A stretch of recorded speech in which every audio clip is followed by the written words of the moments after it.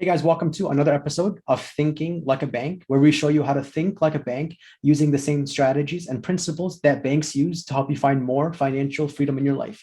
I'm your host, Siri Ibrahim. With us today, I have a very special guest. Her name is Jennie Lyon. She's the owner and founder of Jennie Lyon Digital Marketing and Virtual Assistant Services. Jennie is a 20-year digital marketing expert and award-winning writer. She has worked with thousands of small business owners and entrepreneurs, helping them streamline their businesses and build their brand. Jennie, welcome to the show. Thank you. I'm so excited to be here. Yeah, thank you. Yeah, I always love talking about marketing. I think it's if anything, the most important part of running, especially a small business.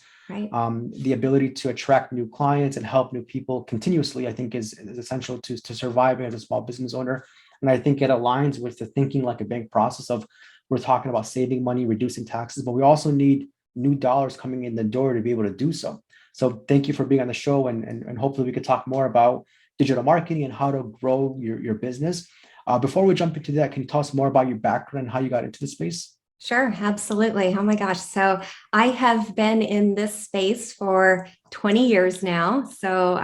Like you said, I've worked with, thousands of different types of clients, helping them really build, promote, and scale their brand. And, it's something that has been a real journey for me for sure. It started when my son was first born, and, that I decided that I really wanted to stay home and I needed to find a career that I could do at home. And my son even has Asperger's. So I knew pretty quickly, after bringing him home, that going back to my traditional job just wasn't going to happen. It wasn't going to work for our family. And I really needed to create a space for myself that would allow me to be creative and to work when I could work, early in the morning or late at night or on the weekends or, when he was at school or asleep. And that whole concept of a virtual team was so brand new back then. And even hiring a digital marketing team that was virtual wasn't really something that most people were even thinking about. It wasn't really on their radar at all. And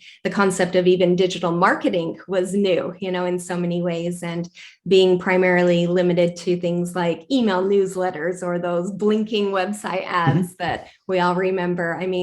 When I first started, Facebook wasn't even around. It wasn't even around yet. So, I started my business with the first client that I ever found was on Craigslist. That will tell you how long ago this was, that I got up early and was looking for things that I could do, online. And, now my team and I, we work with tons of different business owners and entrepreneurs who are really looking to launch their business in the online space through digital marketing strategies and looking for that collaborative partner that can help make it happen. So we really help our clients to build, online businesses that makes their competitors jealous. Awesome.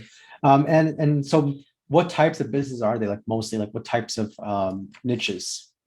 Oh my gosh, every industry that you can think of over the years, for sure. We definitely work with a lot of coaches and different types of small business owners. But really, we've worked with all kinds of, people in different industries. So it's really more about, seeing where they're at in their business today, and where they're trying to go, and then helping them map out a strategy to get there. And what are some things that you see like small business owners doing that could be improved with very little effort, but they're not doing so? Yeah, absolutely. I would say a big one is consistency. That's a huge one that I see a lot, where people have, these really great ideas, or they, really want to, do their marketing, but it kind of falls off, or it isn't something that they're really committed to. So the consistency is really the key there. I think it's once you find the digital marketing strategy that is going to work for your business, you have to be consistent. You have to do it on a daily basis. It really has to be a part of your business routine. And even when you start to get busy and you have a lot of new clients or customers coming in the door, that marketing still needs to happen.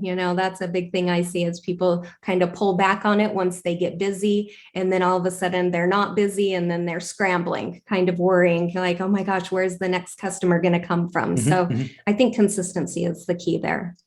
Okay.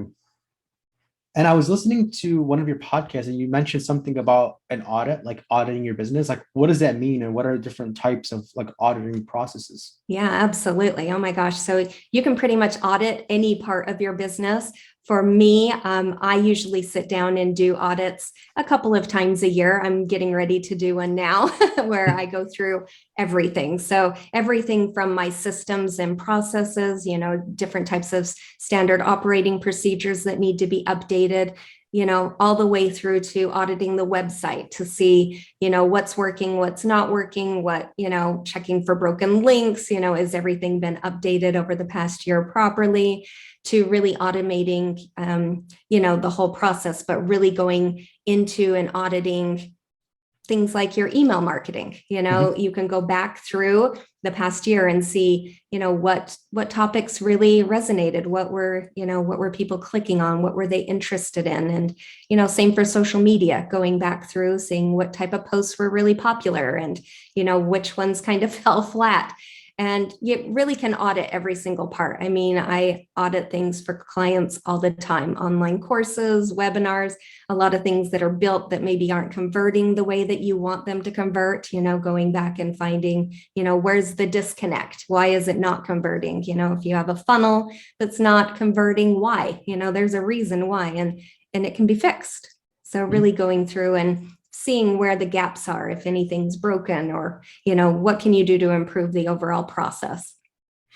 Absolutely, because what's the point of applying all these different methods if we don't know what's working and what's not working? And even if it is working, like what if we could just tweak some certain things to make it even better than it actually is? Absolutely. Yeah, Yeah. that's so true. Yeah, absolutely. I mean, even things that people, do on a regular basis, like social media marketing, that's something you should really be looking at, at the end of every month, spending the time to go back and look and see. You can see through your analytics and insights what posts were really popular, which ones weren't, and Mhm. then you kind of want to adjust your strategy each month, like, okay, I want to create more content that really was resonating with people, and the stuff that people weren't interested in, let's stop doing that and try something else. Mhm. Absolutely. Yeah. Yeah. I'm working with my assistant now and we're going through like a social media tracker. So we're going to take like, for example, our website, Yeah. YouTube channel, like views and things like that, and LinkedIn, and then do it on a weekly tracker and track like views and Yes. likes and comments and things. Is that a good idea to do that every week? Yeah, I mean, I don't necessarily think you have to do it every single week when you're Mhm. doing it that way. I mean, if you're doing ads like Facebook Mhm. ads or Instagram ads, absolutely, I would do those weekly. But Mhm. as far as like posting, I usually do it monthly because there's a lot more data to look at. So Okay. you can kind of see it as a whole, and it can save you some time too. Yeah. And I usually batch my content as well. So I'll sit down and write social media for the whole month at one time. So it's just one step in that process where I sit down and go, okay, let's look back. Let's see what worked really well for November, and Mhm. just make a list of everything that worked really well and then start to map out your content for December. Okay. And then Yeah. do you think like different social media channels have different like purposes or different like Yes. for example like marketing on social media is going to be sorry on Facebook is going to be different than like LinkedIn, right? That's I think it's an obvious Absolutely. one. Yes, absolutely. I think they're all different, really. I mean, I know a lot of people want to create, the same post and post Yeah. it everywhere, which Yeah. doesn't always work. I mean, LinkedIn's definitely more geared, towards the professionals. So your Yes. content should really reflect that.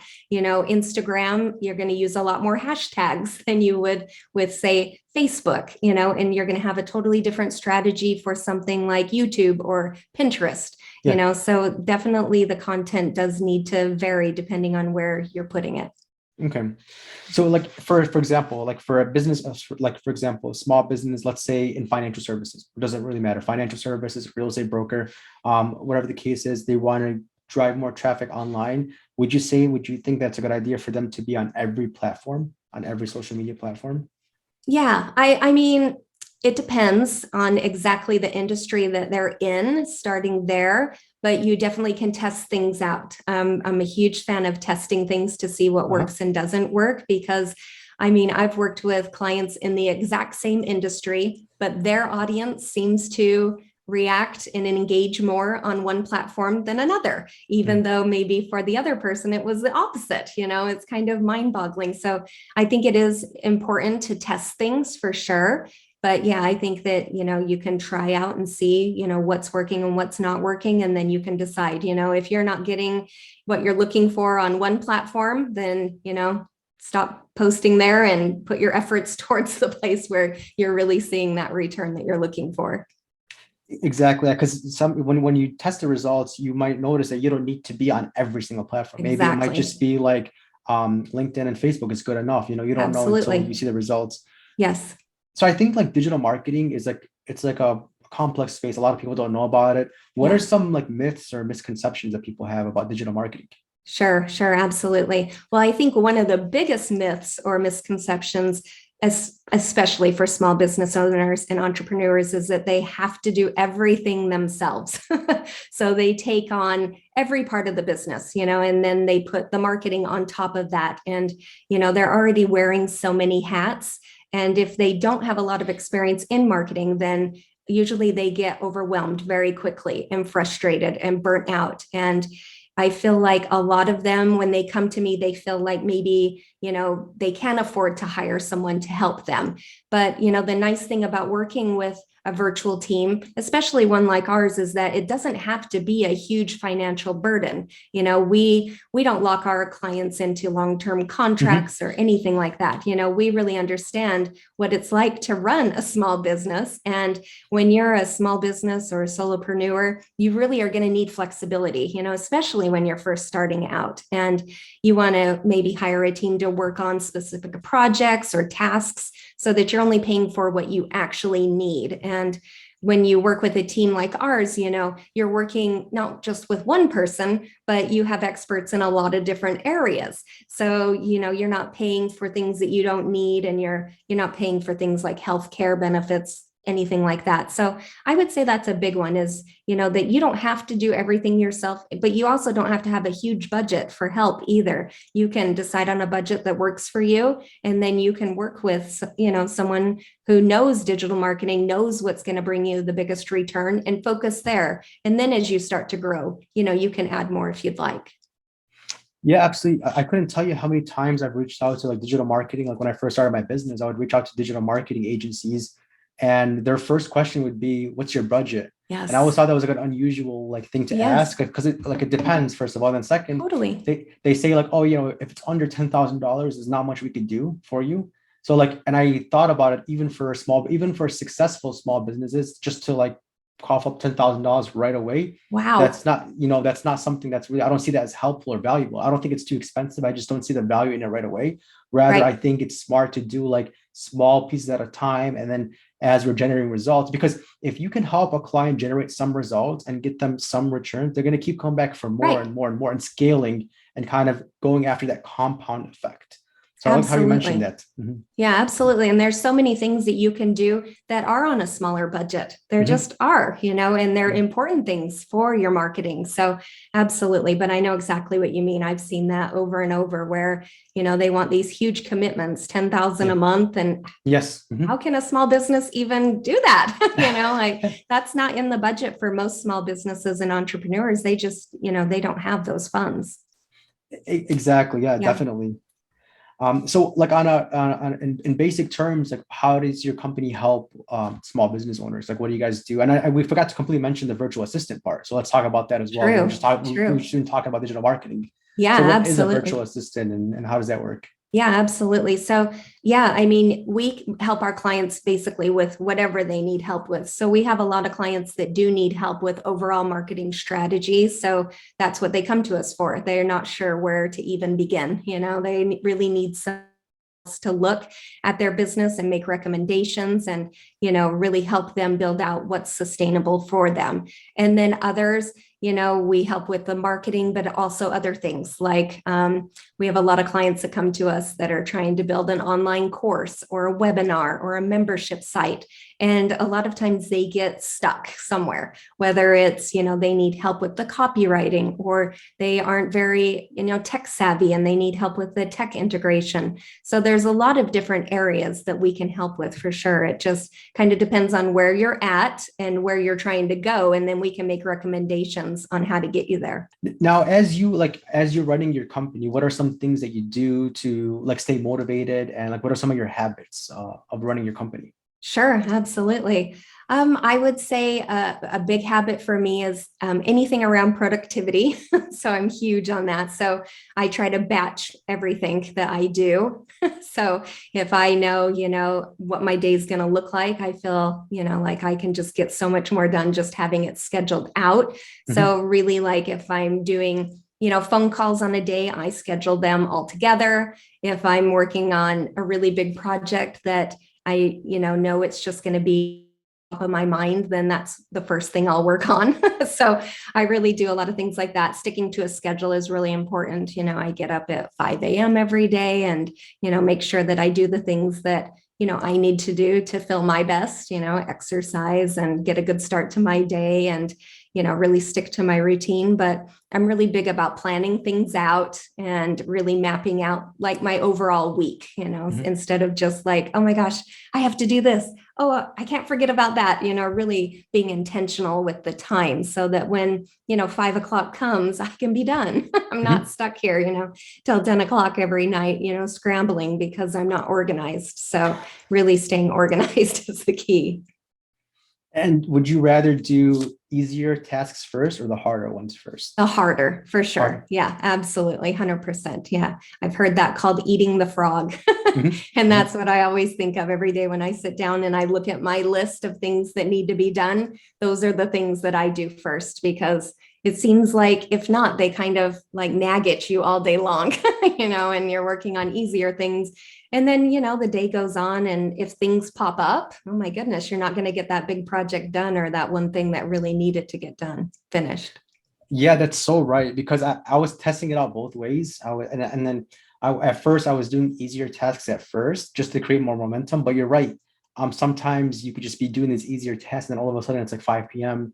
Totally. and you have so much other things to do, and then that big project you had is now lingering to the next day, and it's better just to Yes. maybe just pull it from the roots and Yep. get it out of the Just way. knock it out.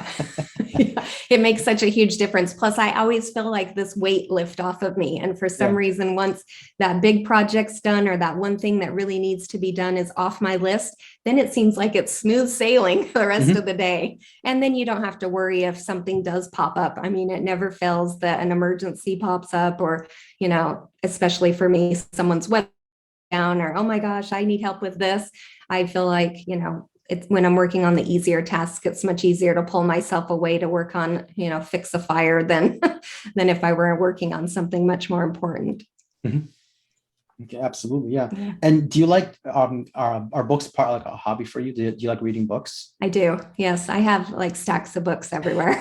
It's kind of a problem. I mean, really, I have stacks on my nightstand. I have stacks in my night. I have stacks here, all over in my office. Yeah, and I'm passing this on to my son because I went into his room earlier today. Stacks of books everywhere. I mean, just everywhere. Yeah, I'm always, especially for things, in my industry, I'm always trying to stay on top of new things and what's happening. And, you know, it's great because a lot of times I'll be on a call with someone and they'll be like, have you heard about building a story brand? And I'll be Yeah. like, actually, here's the book right here.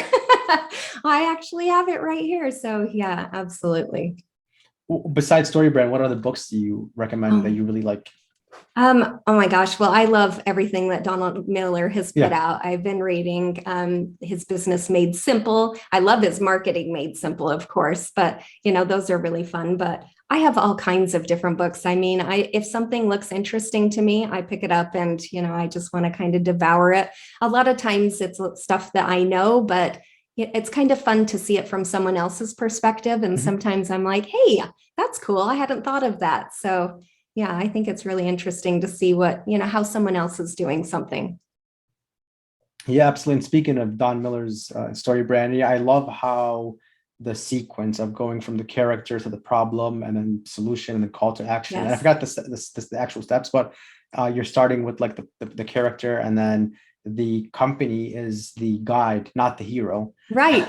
Yes. Which a lot of people mix up. They think that they're Yes. the heroes, where the client, the customer is the Right. hero. Right. Yeah. I think a lot of people get that backwards. I've had a lot of clients that come to me that want help, like Mhm. rewriting their website. And when I bring that up to them, they're like, I had never thought of that. Mhm. A lot of people want to make their website all about them. Yeah. This is Yeah. what I can do for you. This is me. Look at, all these things about me. And, once you kind of twist it, it has a much bigger impact. Mhm. Absolutely. Yeah, definitely. Yeah. Well, Jenny, it was a pleasure having you on the show. How can listeners connect with you and learn more about you? Sure, absolutely. Yeah. I am definitely on my website at jennylyon.com, and you can find me on Instagram, Jennie Lyon Marketing. I also did put together a free workbook Mhm. for your listeners. Thank you. I thought that might be helpful where they could really sit down and, kind of work through step by step what it might be like to work with a virtual team like ours and, really help them to map out, not only what that'll look like, but what that'll feel like.